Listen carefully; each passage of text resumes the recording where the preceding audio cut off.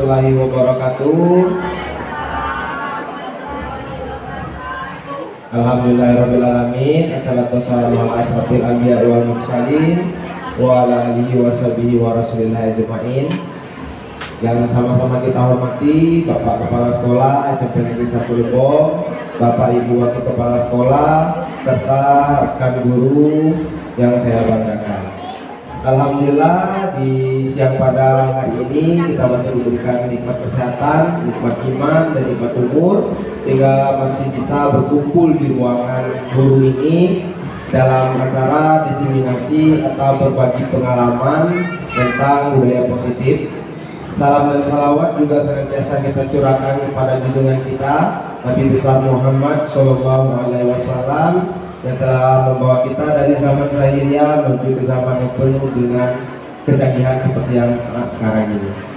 Baik, Bapak Ibu, adapun tujuan kegiatan yang kita laksanakan hari ini merupakan salah satu tugas saya secara pribadi sebenarnya, tapi juga harus saya libatkan di sekolah. Ini adalah salah satu tugas saya mengikuti program guru penggerak di modul 1.4 itu tentang budaya positif. Jadi hari ini saya akan melakukan diseminasi atau pengibasan yang berkaitan dengan menyebarkan pemahaman dan pengalaman penerapan budaya positif.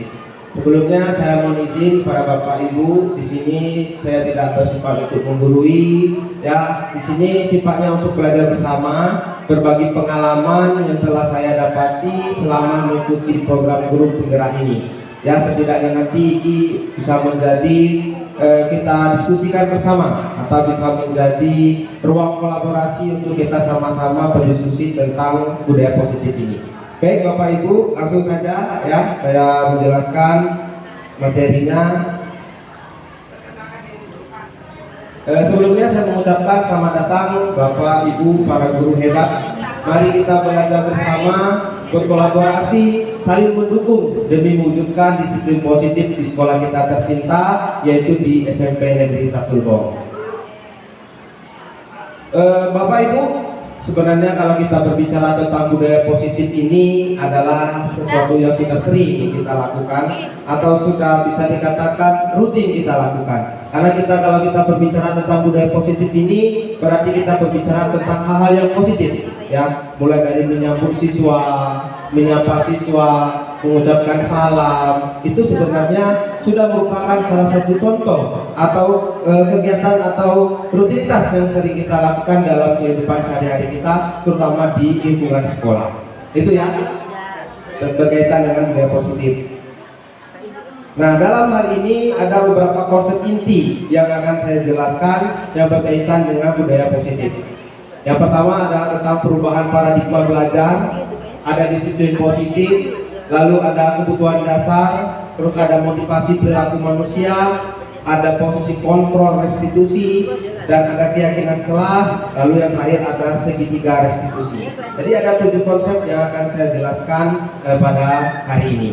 Yang pertama yaitu ada tentang pembelajaran dengan paradigma baru. Pembelajaran dengan paradigma baru ini sebenarnya Bapak Ibu merupakan cikal bakal lahirnya kurikulum merdeka yang dulunya.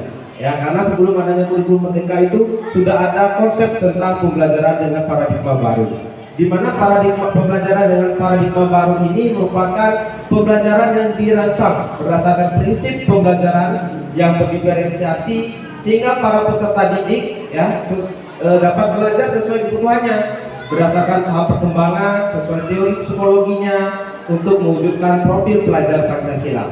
Jadi pembelajaran dengan paradigma baru ini, kalau sebelumnya kita sudah terbiasa dengan pembelajaran yang klasikal atau pembelajaran yang selama ini kita lakukan adalah pembelajaran yang lebih banyak berpusat kepada guru, ya.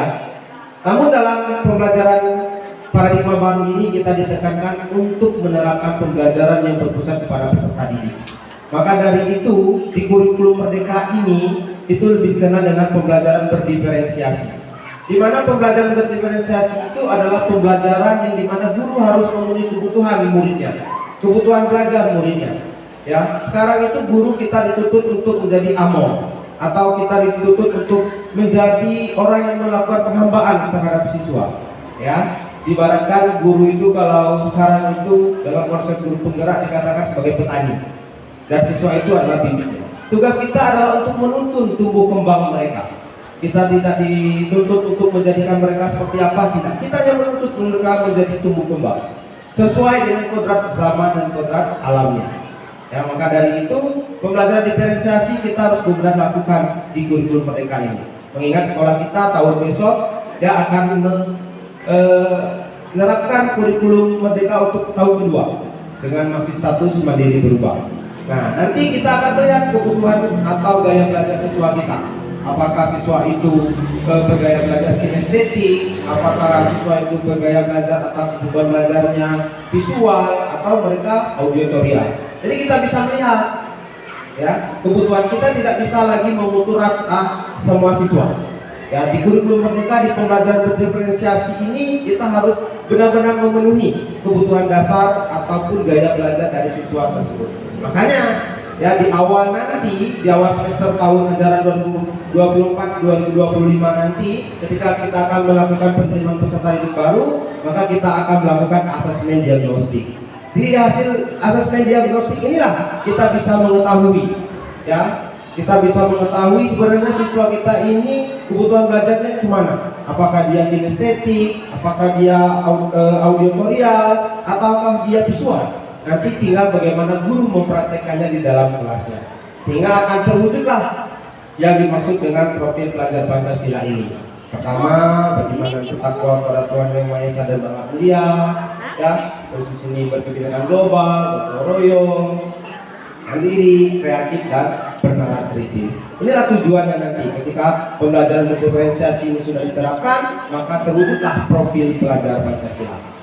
Baik, yang selanjutnya yaitu tentang disiplin positif. Seperti saya katakan, sebenarnya disiplin positif ini sudah lama kita terapkan dalam kehidupan di sekolah ini. Karena disiplin positif ini berkaitan dengan pembiasaan-pembiasaan yang positif atau pembiasaan-pembiasaan yang baik kita lakukan di sekolah ini. Ya, seperti menyambut siswa, menyapa siswa, menyampaikan salam, banyak ya. Atau misalnya datang tepat waktu. Itu sudah menunjukkan salah satu contoh daripada disiplin positif ini. Karena kita sebagai pendidik, tujuan kita adalah menciptakan peserta didik yang memiliki disiplin diri, sehingga mereka berperilaku mengacu pada nilai-nilai kebajikan universal dan memiliki motivasi dalam dirinya menuju perubahan ke perilaku yang lebih baik. Makanya di sini disiplin positif itu sangat penting. Ya, sama-sama kita budayakan, sama-sama kita terapkan di lingkungan belajar kita ini. Lalu yang selanjutnya ada kebutuhan dasar manusia. Ya, kebutuhan dasar manusia ini pada umumnya ada 5 secara umum. Ya, termasuk kebutuhan dasar sebagai seorang siswa. Yang pertama itu kebutuhan dasar kita adalah bertahan hidup. Artinya di sini kita harus mempunyai ya hal-hal yang berkaitan dengan kebutuhan primer atau kebutuhan sandang pangan dan papan. Itu yang terlebih dahulu untuk menunjang kebertahanan hidup atau kelangsungan hidup. Makanya yang pertama itu kita harus mempunyai kebutuhan dasar, yaitu bertahan hidup. Yang kedua, merasa diterima. Ya, kebutuhan merasa diterima. Makanya kita seringan melihat ada siswa atau siswi kita di kelas cenderung tersendiri, misalnya kan mengurungkan diri. Mungkin kebutuhan ini tidak terpenuhi. Ya, mungkin dia merasa di kelas itu diasingkan atau tidak masuk dalam kelompok misalnya. Makanya di sini ada kebutuhan dasar yang harus terpenuhi. Salah satunya merasa diterima di dalam lingkungan, ataupun merasa diterima di dalam komunitas, ataupun merasa diterima di dalam kelas tersebut. Ya. Lalu yang selanjutnya adalah kebebasan. Kebutuhan dasar kita juga mempunyai kebebasan, sama dengan halnya siswa. Ya, kebebasan dalam artian merdeka belajar. Sekarang di kurikulum merdeka itu bisa dikatakan siswa itu ingin merdeka dalam belajar. Mereka tidak ingin lagi terkekang yang namanya dengan peraturan-peraturan tadi.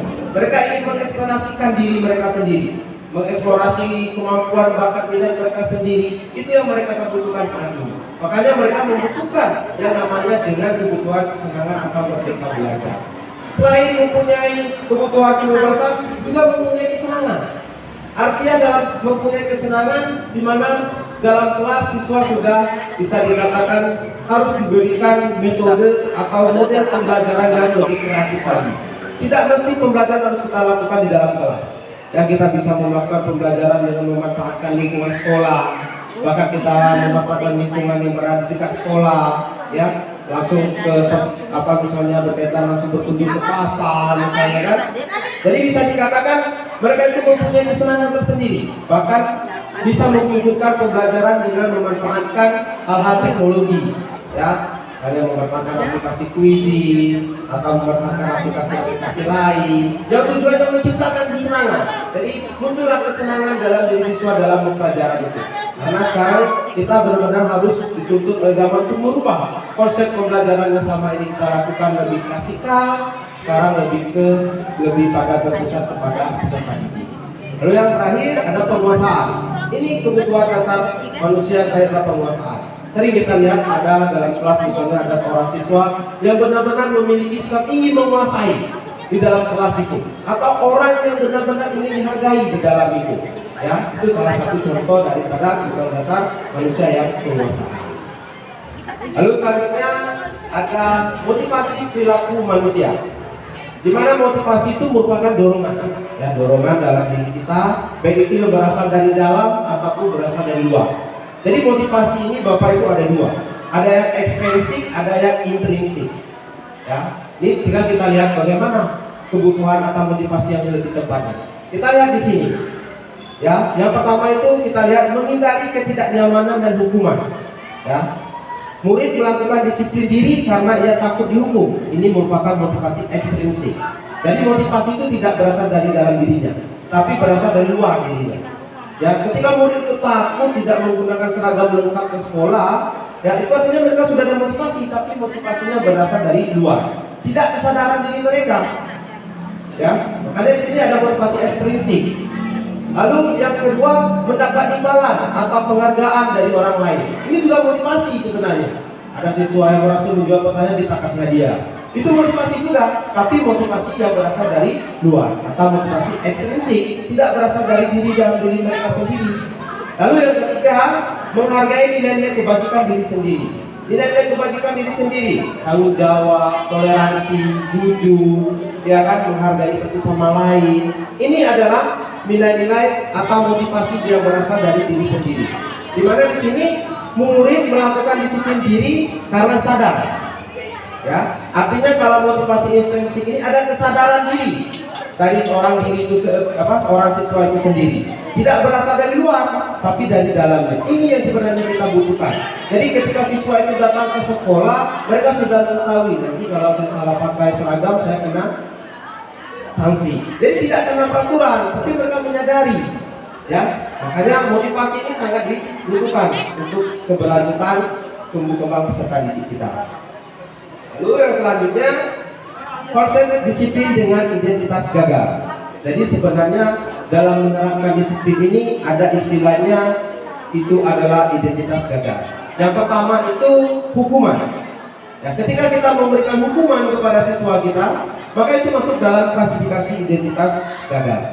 Karena hukuman yang kita berikan jelas itu akan menyakitkan, ya, terutama untuk peserta didik kita. Jadi selama ini mungkin kita sering mendisiplinkan siswa dengan hukuman, itu sebenarnya masuk dalam identitas proses disiplin yang gagal. Ya. Lalu yang kedua, tidak nyaman. Akhirnya membuat siswa itu merasa tidak nyaman lagi karena merasa terkekang oleh peraturan. Lalu murid menjadi takut, dan sifatnya sudah kalau berkaitan dengan hukuman ini pasti dia memaksa. Ya kan? Memaksa untuk dipatuhi, memaksa untuk ditaati. Lalu murid menyembunyikan kesalahan. Karena ketika kita bertanya kepada siswa, siswa sering tidak mau menceritakan karena ada ketakutan di sisi diri manusia siswa tersebut. Makanya ketika bertanya, misalnya kita memiliki suatu permasalahan, kita menanyakan, siswa itu cenderung tidak akan mau menyampaikan yang sebenarnya. Karena ada konsep ini, karena mereka tahu ketika mereka menyampaikan maka dia akan diberikan hukuman. Nah, makanya di sini ada yang namanya dengan konsep disiplin dengan identitas gagal. Yang pertama karena hukuman. Lalu murid menjadi rendah diri. Artinya murid nanti tidak percaya diri lagi karena ada suatu ketakutan terhadap apabila menyampaikan sesuatu, apabila menceritakan sesuatu, ya mungkin itu merupakan kesalahannya, tapi dia tidak ingin menyampaikan atau ingin menyembunyikan saja karena ada konsep nanti akan mendapat hukuman. Lalu yang kedua ada penghargaan. Mungkin ini sering kita lakukan, memberikan hadiah pada siswa kita. Sebenarnya juga masuk dalam kategori cara disiplin dengan konsep atau dengan identitasnya gagal juga. Mengapa demikian? Pertama, tidak efektif karena ini tidak bisa dikatakan berlaku untuk jangka panjang, hanya untuk sesaat itu saja. Ya. Lalu yang kedua, merusak hubungan atau sifat iri. Ketika temannya mendapat penghargaan, dikasih oleh guru dalam kelas, bisa kasih permen, itu akan menimbulkan rasa iri. Ya, dalam diri siswa lain ketika melakukan hal tersebut. Lalu yang ketiga, mematikan kreativitas. Artinya mematikan kreativitas di sini, siswa itu terhenti di sana. Kan sudah benar jawabannya tadi. Sudah dapat hadiah, cukup.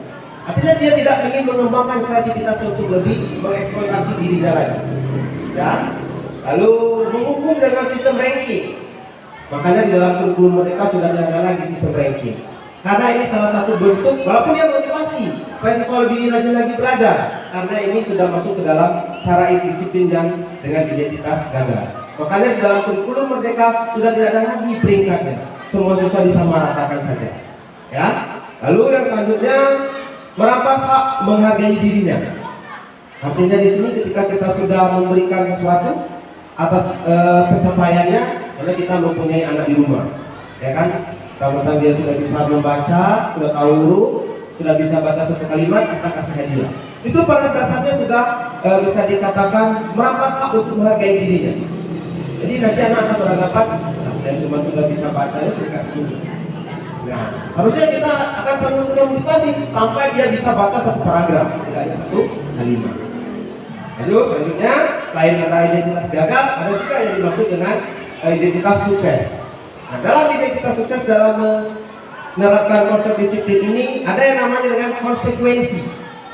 Konsekuensi artinya menuntut siswa untuk menjadi orang yang lebih bertanggung jawab. Nah, pertama kita lihat penguatan jangka pendek, ya, konsekuensi. Hanya terjadi dalam ruang lingkup itu saja. Itu yang dimaksud dengan konsekuensi.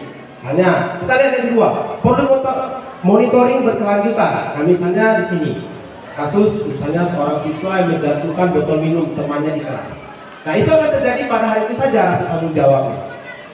Ya, lalu yang kedua, perlu monitoring berkelanjutan. Jadi kita perlu memantau, jangan sampai siswa itu mengulang lagi.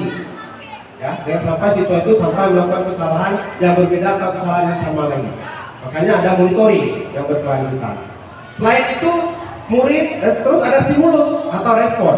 Misalnya kalau ada teman yang menjatuhkan botol minum temannya di kelas, kita akan memberikan stimulus atau respon. Misalnya Ari, silakan kamu bersihkan itu. Nah, itu kan stimulus atau respon kita. Padahal sebenarnya siswa itu belum tentu dia langsung mau membereskan. Mungkin dia mau minta maaf dulu. Tapi kita sudah memberikan stimulus atau respon supaya tidak terjadi sebuah kekakuan ketika hal itu terjadi. Lalu kehilangan waktu untuk merenungi kesalahan. Seperti saya bilang tadi, ketika dia menjatuhkan botol minum temannya, dia tidak punya kesempatan untuk berpikir dulu. Saya minta maaf dulu lah, minta maaf dulu kepada temannya, baru nanti membersihkan bekas air yang ditumpahkannya. Jadi dia tidak punya kesempatan. Tapi itu masuk dalam identitas sukses. Nah, yang terpenting dalam konsep disiplin itu adalah restitusi. Ya, karena mungkin hal ini baru bagi kita kaitan dengan restitusi ini. Di sini kita bisa melihat murid bertanggung jawab untuk perilakunya. Kita menuntut siswa itu atau murid itu supaya mereka itu bisa bertanggung jawab terhadap apapun yang mereka lakukan. Ya, yang berkaitan dengan kesalahannya mereka harus menjadi pribadi yang bertanggung jawab. Kita juga sebagai guru tidak langsung mengegas atau bisa mengatakan langsung menunjuk bahwa itu adalah kesalahannya. Tidak seperti itu. Dan kita di sini mempunyai tugas juga untuk mengiringi, membantu siswa itu untuk menyelesaikan permasalahannya. Lalu fokus pada pemecahan masalah jangka panjang. Ya, kalau restitusi itu jangkanya panjang. Makanya kalau restitusi ini suatu konsep untuk menerapkan disiplin yang sangat bagus dan yang sangat dianjurkan. Terus murid menghormati dirinya dan orang lain, dia merasa dihargai. Ya, ketika ada restitusi, dia akan minta maaf sendiri kepada temannya, merasa dirinya dihargai dan tidak kita paksa. Ya kan, karena sudah ada rasa tanggung jawab dalam dirinya. Apapun perbuatan yang dia lakukan, maka itu yang harus dia bertanggungjawabkan. Lalu teori kontrol, artinya di sini siswa itu mempunyai kontrol dirinya masing-masing, tidak kita yang mengontrol. Ya, ketika terjadi botol minum temannya jatuh, dia langsung respon. Saya minta maaf ya, nanti saya bersihkan. Itu yang diharapkan. Artinya teori kontrol diri dalam siswa itu ada, dan itu bisa tumbuh dengan sendirinya tanpa kita memberikan respon atau stimulus tersebut. Lalu yang terakhir, murid bersemangat memperbaiki kesalahan. Mengapa murid bisa bersemangat walaupun dia bersalah? Karena kita membantu, seorang guru harus membantu mencarikan solusi terhadap permasalahan yang dilakukan oleh siswa kita. Kita tidak membiarkan mereka untuk menyelesaikan masalah itu secara sendiri. Hanya di antara 4 konsep tadi, ada 2 yang masuk konsep identitas gagal, ada juga masuk dalam identitas konsep disiplinnya yang sukses. Oke, kita lanjut. Selanjutnya, konsep disiplin peningkatan restitusi. Nah, di sini ada pengertian dan ciri-ciri daripada restitusi. Karena restitusi itu adalah sebuah cara menanamkan disiplin positif pada murid. Restitusi adalah proses menciptakan kondisi bagi murid untuk memperbaiki kesalahan mereka sehingga mereka itu bisa kembali kepada kelompoknya, tentunya dengan karakter yang lebih kuat. Jadi ketika mereka melakukan kesalahan, dan kita sudah membantu mereka dan akan mengembalikan mereka kepada kelompoknya itu dengan karakternya lebih kuat, karena sudah mendapat penguatan dari kita. Kita tidak menghukum, kita tidak memberi penghargaan, ya, tapi kita memberikan solusi bersama atau menjadi jalan keluar. Hal terbaik apa yang bisa dia lakukan terhadap kesalahannya, apa yang harus dia lakukan untuk memperbaiki kesalahannya. Makanya di sini dikatakan bahwa restitusi itu bahwa kita akan membantu murid untuk menyelesaikan masalahnya. Ketika dia kembali ke kelasnya, tentunya dia akan mempunyai karakter yang lebih kuat. Artinya dia mempunyai pengalaman yang lebih baik. Ciri-cirinya, yang pertama bahwa restitusi itu tidak menebus kesalahan, tapi memperbaiki kesalahan. Ya, bahwa restitusi tidak harus menebus kesalahan apa yang dilakukan, tapi ini memperbaiki, memberikan solusi terhadap permasalahan ataupun kesalahan yang telah dilakukan. Lalu memperbaiki hubungan, ya, arti memperbaiki hubungan ketika terjadi permasalahan, dia akan meminta maaf, ya, kepada gurunya atau kepada siswa yang bersangkutan, maka akan terjalin hubungannya. Makanya terjalin hubungan antara siswa dengan guru ataupun siswa dengan siswa. Lalu tawaran bukan paksaan, ya, restitusi itu bukan paksaan, tapi kita menawarkan. Ya, apa yang bisa kamu lakukan untuk memperbaiki permasalahan ini? Kita menawarkan kepada dia, kita tidak mengatakan kamu besok harus seperti ini. Ya, kalau kamu tidak buat PR, berarti kamu misalnya harus buat hari ini. Seperti itu. Restitusi kita menawarkan, kamu nggak buat PR. Apa yang bisa kamu lakukan untuk memperbaiki permasalahan ini? Kita menawarkan kepada siswa kita. Jadi nanti mereka mendapat karakter lebih kuat. Jadi mereka merasa senang ketika mereka berbuat kesalahan, tapi kita tidak menghukum, tapi kita memberikan solusi dan mencari jalan terbaik untuk memperbaiki situasi ini. Ya, kayak itu yang dimaksud dengan tidak memberikan paksaan, tapi memberikan tawaran. Kita menawarkan kepada peserta didik kita. Lalu menuntut untuk melihat ke dalam diri, artinya menjadikan siswa itu kepada dirinya, kepada kontrol diri tadi. Ya, kita mengembalikan kepada kontrol dalam diri. Kita berharap siswa itu dapat mengontrol dirinya sendiri. Lalu menguatkan dan fokus pada solusi. Ya, artinya ketika terjadi suatu masalah, setelah kita menawarkan solusi apa yang bisa dia lakukan, kita kembalikan kepada keyakinan kelas. Nah, solusinya di keyakinan kelas. Apakah kamu masih ingat dengan keyakinan kelas yang kita sepakati? Oh, berarti kamu tidak bertanggung jawab. Hal apa yang harus kamu lakukan itu memperbaiki masalah ini? Ada solusinya akan berkaitan dengan keyakinan kelas. Oke, kita lanjut. Perbedaannya ini antara hukuman, konsekuensi, restitusi. Contoh kasusnya siswa sering tidak mengerjakan PR. Nah, kalau ada contoh kasus yang seperti ini, dia tidak bisa melihat apa itu. Penyelesaian apa yang sering kita lakukan? Apakah kita dengan hukuman? Kalau dengan hukuman, guru menghukum siswa tersebut hormat menyerah sama 10 menit. Itu bersifat hukuman. Ya, bisa itu hukuman dalam bentuk verbal atau dalam bentuk fisik. Tapi juga masuk dalam hukuman. Sehingga apa? Guru marah dan murid menjadi takut. Itu kalau kita menerapkan konsep hukuman. Tapi kalau kita menggunakan konsekuensi, guru memberikan konsekuensi untuk mengerjakan PR-nya saat istirahat. Walaupun kamu buat PR, nanti istirahat kamu tetap mengerjakan. Itu namanya konsekuensi. Berbeda dengan hukuman tadi. Kalau hukuman kita langsung, ya kan? Giling lapangan 5 kali. Nah, itu konsepnya berarti hukuman. Kalau kita menerapkan konsekuensi, guru tegas. Ya, kita menjadi guru yang tegas dan murid menghormati peraturan karena kita diberikan kelonggaran. Nanti pas berat buat PR ya, walaupun kamu buat yang pertama. Setidaknya ada konsekuensi atau solusi yang kita tawarkan. Lalu yang ketiga restitusi. Nah, guru menanyakan keyakinan kelas dan dirinya membantu siswa menyelesaikan masalahnya. Kita menanyakan apa yang kira-kira membuat guru tidak mengerjakan PR itu.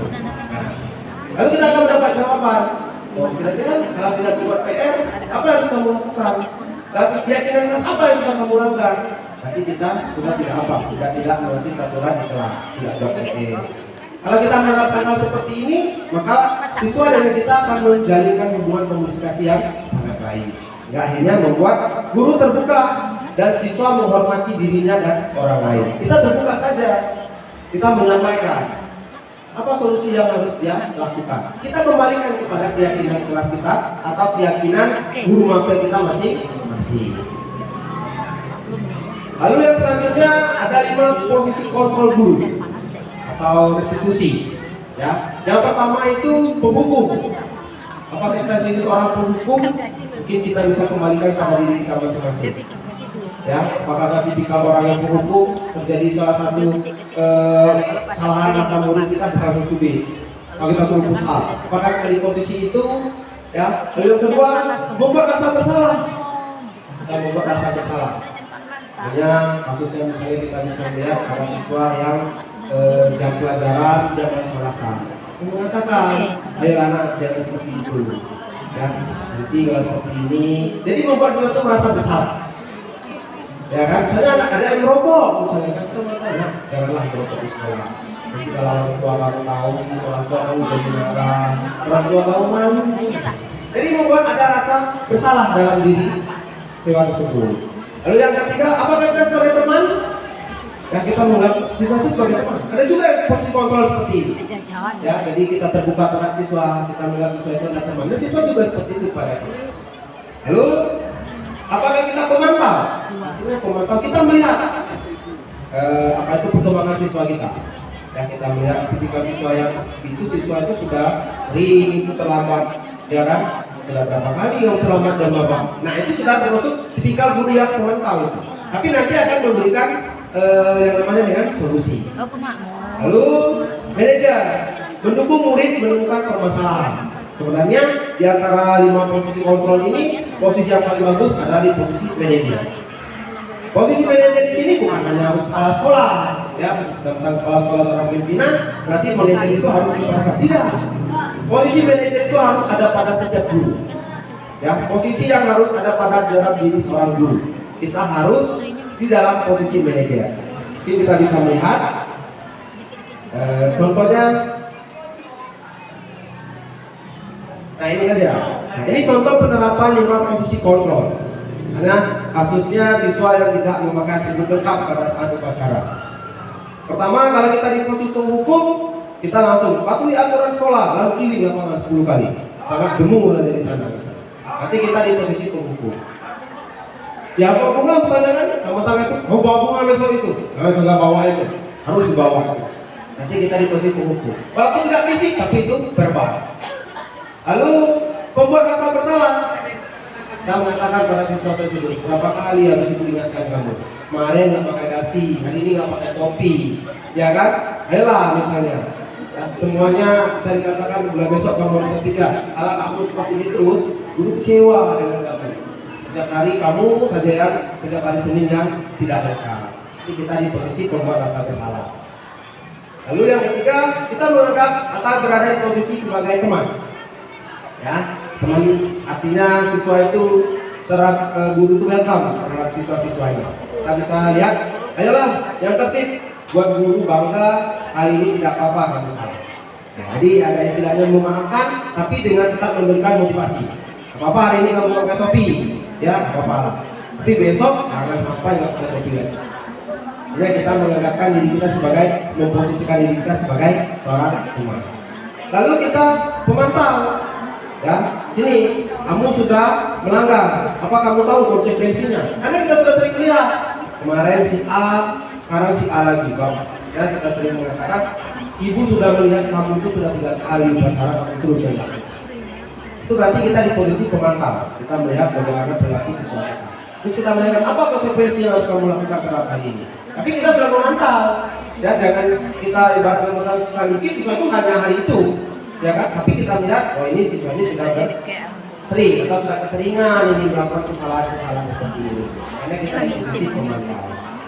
Lalu kita di posisi manajer. Nah, di posisi manajer ini kita bisa melihat apakah kamu tahu kesalahanmu. Jadi kita mempertanyakan kepada siswa. Ya. Kamu tahu tidak apa kesalahan kamu? Sehingga kamu harus pacarannya baca di depan. Nah, jadi ada kalimat dengan nada yang lain, maksudnya seperti itu. Terus kita mengatakan, kira-kira kamu akan memperbaiki kesalahan ini. Nah, kita menamakan, kita tidak memaksakan, tapi kita menamakan solusi kepada siswa tersebut. Apa yang harus kamu lakukan? Mungkin dengan berjanji, janji bu, mungkin minggu depan saya janji semuanya akan perbaikan lengkap, tidak ada satu yang tertinggal. Itu namanya di posisi manajer. Lalu selanjutnya keyakinan kelas. Nah, kalau kita berbicara tentang keyakinan kelas, ini sebenarnya adalah sesuatu yang harus kita pahami bersama.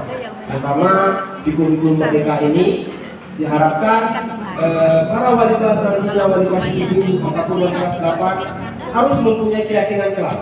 Dan guru mata pelajaran juga tidak apa-apa. Ya, sebelum pembelajaran nanti di semester pertama 2024-2025 dimulai, kita buat kesepakatan kelas dulu, keyakinan kelas dulu dengan siswa. Ya, kita buat sama-sama. Apa yang mau kita sepakati? Karena itu akan menjadi salah satu bentuk yang akan mengawal dalam pembelajaran kita di kelas itu. Kita sama-sama ya, membuat keyakinan. Artinya hal apa yang kita yakini bersama. Kita tidak membuat peraturan kelas, kita membuat keyakinan bersama. Ya, kita harus menyampaikan keyakinan bersama apa? Nah, di sini bisa kita lihat keyakinan kelas itu merupakan sebuah ketetapan atau aturan kelas yang telah disepakati dan telah dijelaskan bersama apa dampak yang diterima jika di kesepakatan kelas tersebut dilanggar. Sama-sama kita harus diskusikan.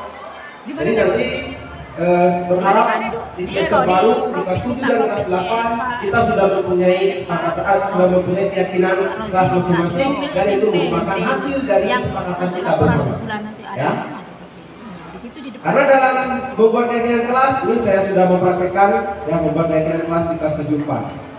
Nah, ini dokumentasinya yang berkaitan dengan keyakinan kelas. Mungkin nanti Bapak Ibu guru semuanya bisa membuat keyakinan kelas masing-masing. Dengan guru mapel apakah bisa?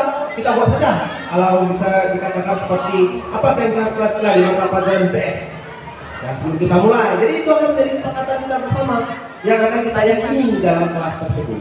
Jangan kebanyakan. Nah, dalam membuat keyakinan kelas ada beberapa hal yang harus kita pahami.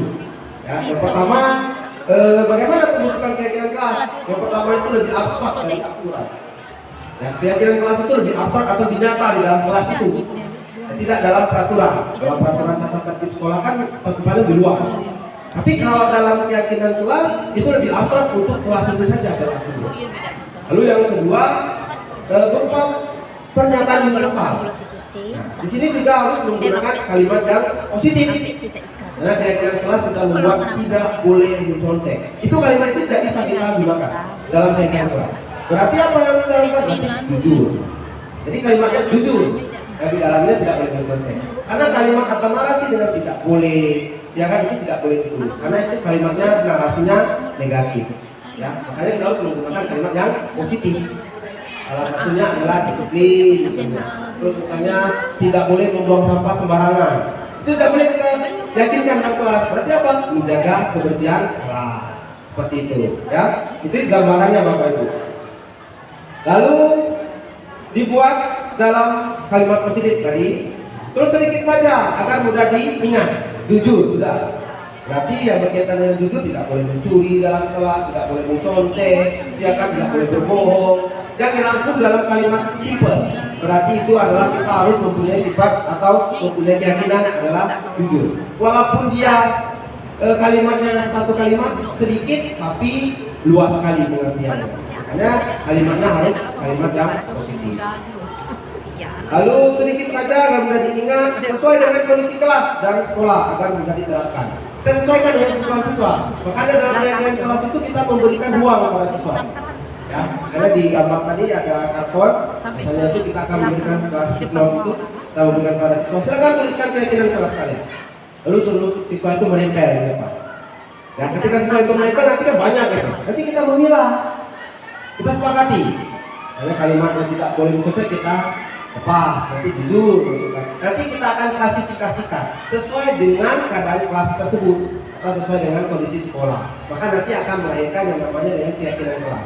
Keyakinan kelas nggak usah banyak-banyak, ya kan ada 3, 4 boleh, tapi cakupannya harus luas sesuai dengan kesepakatan kita bersama. Yang terakhir, semua warga kelas atau sekolah dilibatkan dalam membuat. Jadi seluruh siswa dilibatkan. Jadi tidak ada yang tidak terlibat. Jadi mereka bebas untuk menulis, ya kan? Sesuai dengan apa yang mereka inginkan. Karena itu akan menjadi keyakinan kita bersama dalam mengarungi pembelajaran nantinya atau sebagai seorang wali kelas. Itu yang harus kita pahami. Jadi kalimatnya sedikit, kita melibatkan semua. Jadi tidak ada yang merasa tidak dilibatkan. Apapun sudah menjadi keyakinan kelas kita, itu yang harus kita yakini dan harus kita pahami dan jangan kita anggap. Lalu yang selanjutnya segitiga restitusi. Nah, karena tadi segitiga restitusi itu yang berkaitan dengan konsep yang sukses dalam menyelesaikan suatu permasalahan. Makanya di sini kalau berkaitan dengan segitiga restitusi, yang pertama itu kita harus menstabilkan identitas dulu. Ya kan, kita harus menstabilkan identitas dalam artian kita bisa meletakkan beberapa pertanyaan. Kita bisa menguatkan siswa kita ketika dia melakukan kesalahan. Kita bisa mengatakan setiap orang itu pasti pernah melakukan kesalahan, termasuk ibu, termasuk bapak. Jadi kita memberikan narasi seperti itu supaya siswa tidak merasa terpojok, bahwa siswa itu tidak hanya dia yang merasa bersalah, kita juga pernah melakukan kesalahan. Lalu kita bisa mengatakan kamu bukan satu-satunya yang pernah melakukan ini. Ya, jadi mereka itu merasa tidak saya sendiri atau merasa pelaku tunggal. Bahkan peristiwa ini pernah juga terjadi dulu. Lalu yang kedua, kita harus memvalidasi tindakan yang salah. Ya, ketika kita mengatakan atau melakukan kalimat, kamu tentu punya alasan kenapa kamu melakukan itu. Ya kan, kita melakukan, kita menanyakan apa alasan kira-kira kamu melakukan itu. Lalu kita bisa mengatakan atau melontarkan kalimat, adakah cara yang efektif untuk mendapatkan apa yang kamu butuhkan? Mungkin ada alasan, ya kan? Sehingga dia bisa melakukan hal tersebut. Lalu yang terakhir kita akan menanyakan keyakinan. Ketika mereka sudah membuat kesalahan, kita sudah memberikan narasinya, sudah memberikan kalimatnya, lalu kita akan menanyakan keyakinan kelas apa yang telah kita sepakati. Kamu masih ingat tidak waktu pertama masuk kelas dulu? Apa kesepakatan kelas kita? Salah satunya kita harus menghargai orang lain. Apakah tindakan kamu ini sudah menghargai orang lain? Ya, tidak Pak. Apa yang harus kamu lakukan untuk memperbaiki ini supaya kamu bisa kembali ke kelas dengan karakter yang lebih kuat? Nah, terus kamu ingin menjadi orang yang seperti apa? Kita mempertanyakan. Tentunya dengan adanya keyakinan kelas ini. Itu yang berkaitan dengan segitiga restitusi. Nah di sini saya juga sudah melakukan karena di tugas sebelumnya itu kami harus mempraktekkan. Jadi di tugas sebelumnya itu ada demonstrasi kontekstual namanya. Jadi kami itu diberikan petunjuk untuk membuat skenario dalam penyelesaian kasus segitiga restitusi ini. Mungkin saya akan sedikit menampilkan video singkatnya ya tentang bagaimana menangani kasus restitusi ini.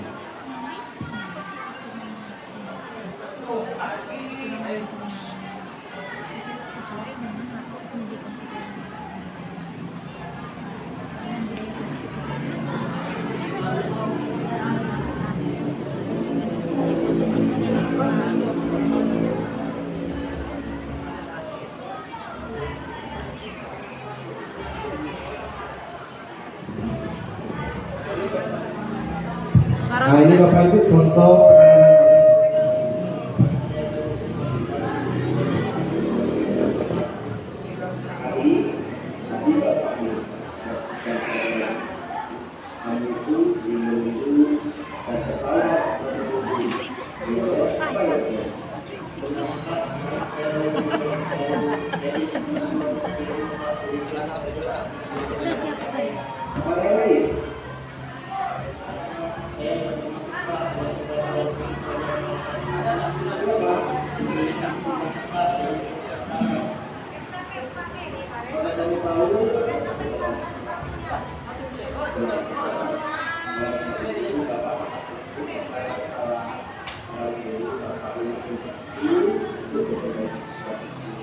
Tidak kan ada speaker.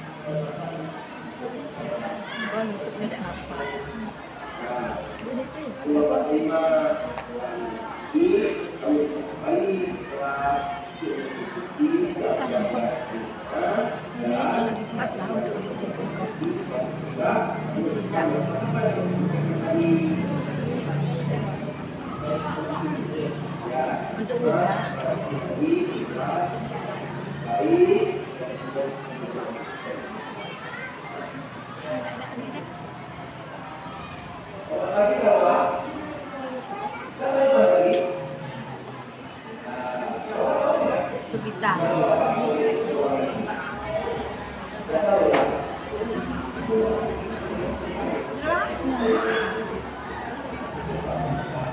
Coba panggil anak yang bermasalahan. Nah, itu kan anak yang harus kita parah. Orang kemarin karang panggil. Kalau anak yang bermasalahan dari bapak itu panggil.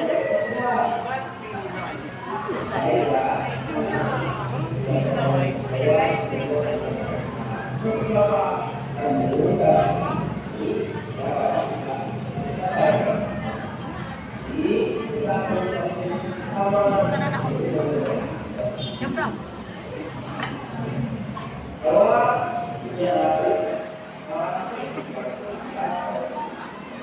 Contohnya itu anak gue. Jangan pakai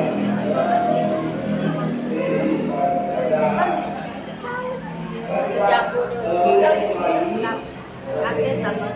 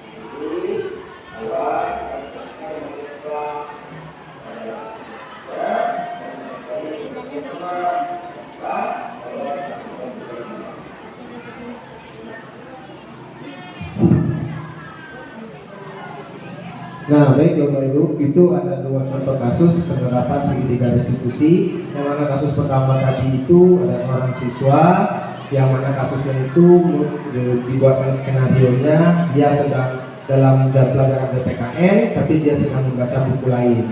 Makanya saya memanggil siswa tersebut, memanggilnya untuk memvalidasi, menstabilkan dulu, ya mengatakan apa yang sebenarnya dia lakukan. Ternyata dia sedang membaca komik. Apa alasannya? Karena dia baru membeli komik tersebut, jadi penasaran nih membacanya. Jadi dia membaca waktu jam pelajaran PPKN. Tapi saya mengatakan di sini kita tidak mencari siapa yang salah, tapi mencari solusi apa yang harus kita lakukan terhadap permasalahan ini. Dan kita kembalikan keyakinan kelas apa yang sudah dia langgar atau keyakinan apa yang belum dia lakukan. Karena ketika dia membaca komik, dia tersenyum-senyum dan tertawa sendiri, dan itu akan mengganggu orang lain. Berarti ada keyakinan kelas yang belum terpenuhi, yaitu tidak menghargai orang lain. Maka dari itu kita menawarkan solusi. Apa yang bisa dilakukan untuk memperbaiki situasi ini? Kita menawarkan kepada anak tersebut, dan itu menanggapi dia akan meminta maaf kepada gurunya dan kepada teman-temannya, dan tidak akan mengulangi perbuatan seperti itu lagi. Ya.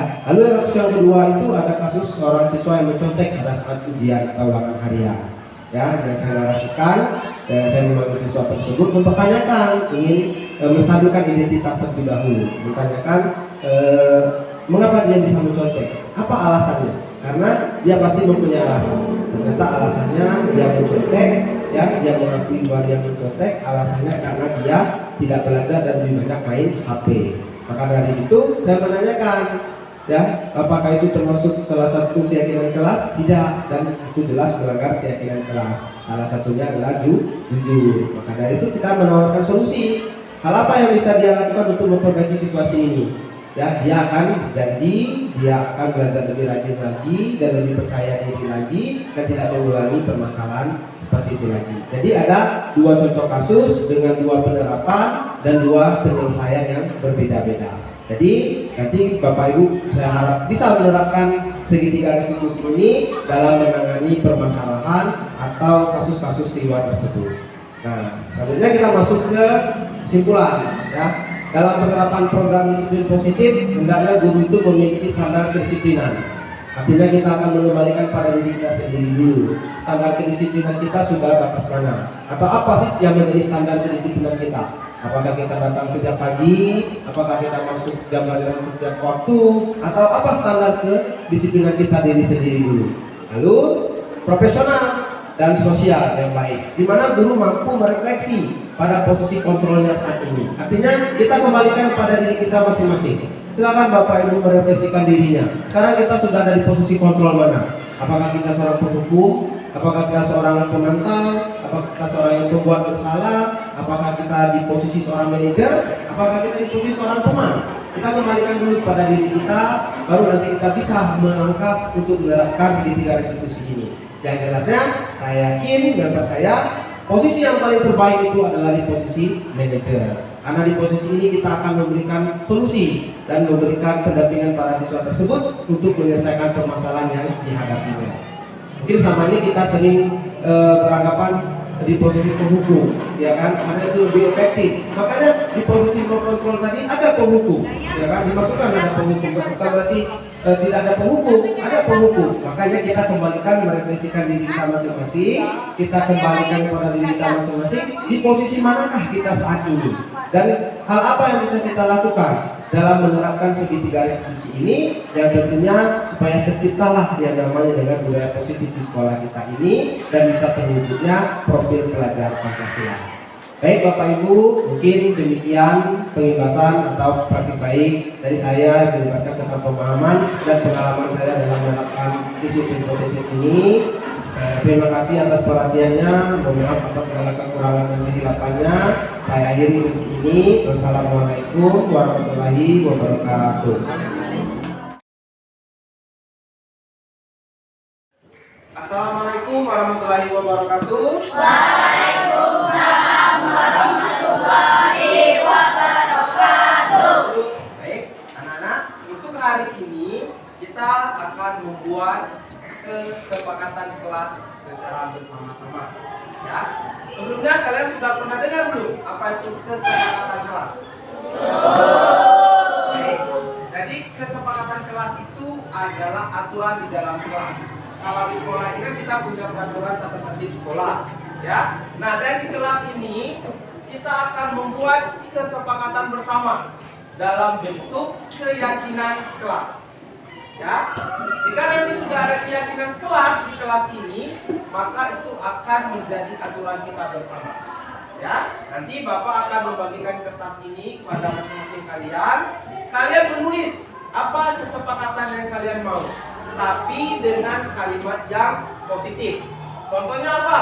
Misalnya kalau kalian mau menulis tidak boleh mencuri atau tidak boleh menyontek. Nah, kalimat seperti itu tidak bisa ditulis karena itu kalimat narasinya negatif. Maka ditulis seperti apa? Saya tidak boleh menyontek, berarti positifnya apa? Jujur misalnya. Nah, seperti itu. Jadi kalimat tidak boleh itu jangan ditulis. Kasih narasi kalimat yang positif. Baik, Bapak sini paham? Paham. Oke, kalau paham, Bapak akan membagikan kertas ini ke masing-masing orang.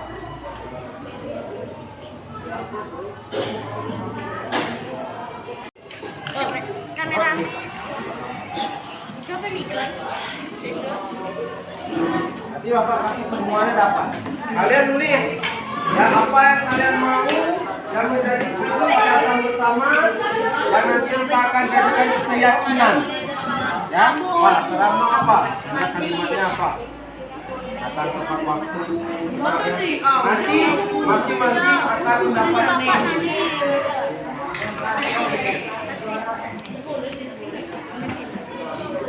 dapat disampaikan kalimat positif.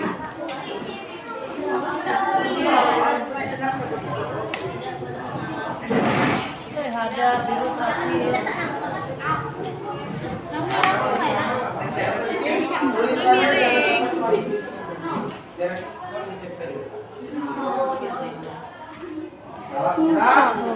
Nanti baru tempel.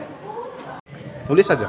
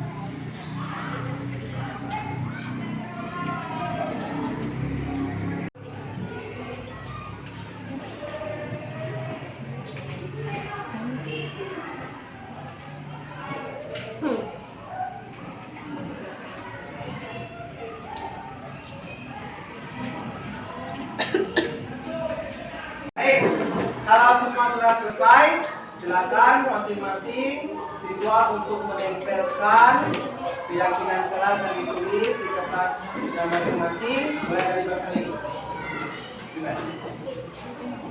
Tempel di bagian atas. Nanti dilakukan, nanti kita akan sepakati bersama, ya.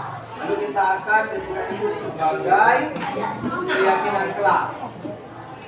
Ayo yang lain dilanjutkan.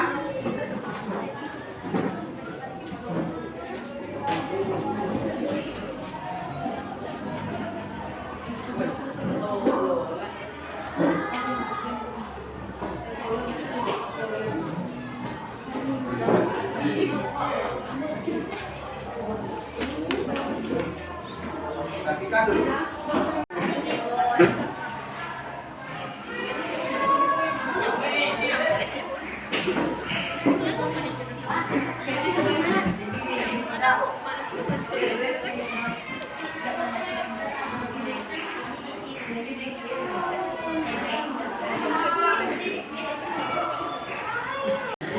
Baik, semua sudah selesai kan? Semua yang kalian tulis sudah ditempelkan di sini. Ya. Jadi sekarang kita coba melihat dulu. Ya, apa saja kesepakatan yang ditulis oleh teman-teman kalian. Pertama kita lihat, ada yang tidak mengganggu teman belajar, ya. Terus ada yang masuk tepat waktu, terus menjaga lingkungan kelas, menjaga kebersihan kelas, menjaga lingkungan kelas, menjaga kebersihan kelas, menjaga lingkungan kelas, masuk tepat waktu, ya. Terus ada jangan membuang sampah di lingkungan kelas.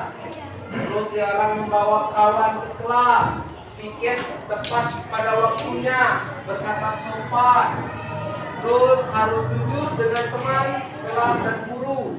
Dilarang membuang sampah sembarangan di kelas. Terus membuang sampah pada tempatnya, buang sampah pada tempatnya, ya. Terus ada juga yang mengatakan berkata yang baik dan sopan di kelas. Ya, masuk ke kelas tepat waktu. Baik, dari sekian banyak yang kalian tulis itu semuanya hampir memiliki persamaan. Ya, jadi sekarang saatnya kita memilah. Ya, di antara yang teman-teman kalian tulis tadi yang sudah bacakan tadi, mana yang kira-kira mau dijadikan sebagai keyakinan kelas? Ayo, sehingga mana? Bapak bacakan misalnya menjaga kebersihan kelas. Sepakat tidak? Sepakat. Jadi kalau sepakat, kita ingat yang ini ya sebagai keyakinan kelas kalian pertama. Terus apa lagi? Piket tepat pada waktunya. Gimana? Sepakat. Terus berkata yang baik dan sopan di kelas. Nah, ini kita nggak tahu punya siapa. Kita ambil sekitar 5 atau 6 nanti. Tidak ribut di dalam kelas. Sepakat ya? Baik. Apalagi ya, kita lihat yang memiliki persamaannya. Tidak mengganggu teman. Sepakat? Oke, baik. Jadi sudah ada beberapa kesepakatan kelas yang akan kita buat sebagai keyakinan kelas. Ini akan menjadi keyakinan kelas yang langsung 74. Oke? Nah, sekarang Vanessa matikan videonya. Kita pilih ini dulu, nanti kita